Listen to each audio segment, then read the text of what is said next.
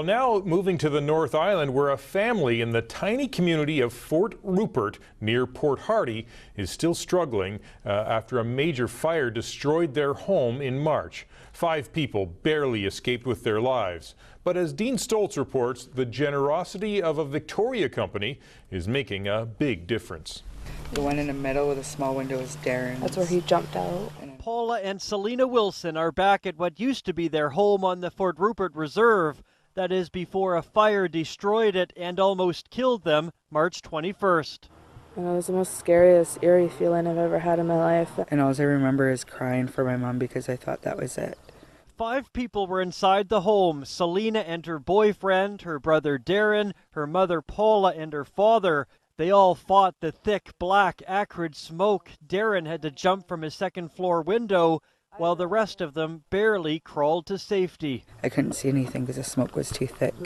And all I can hear her is crying, I can't breathe, and I couldn't even say anything because there was too much smoke in my mouth. They spent days in hospital recovering from serious smoke inhalation.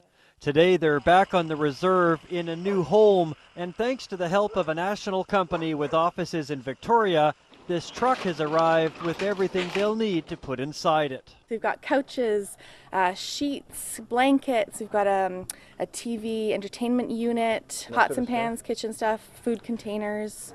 UsedEverywhere.com is a network of online classified sites, and it was from those pages where most of this stuff came from. Our Community Angel program does regular stuff like this, so basically we just find families in need off of our site, and we just hook them up with what they need. So we basically spent the last 4 weeks collecting stuff off our free page on usedvictoria.com.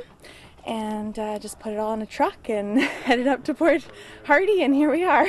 And the Wilsons say this act of kindness is a huge step in their recovery. Yeah, and this is going to help us out the rest of the way, and we really appreciate it. And it's amazing that so many different communities have come together to help us out. I really think that our story getting to Victoria and then them bringing up furniture for us to rebuild our home is amazing. It's every family's dream come true when something like this happens to every family.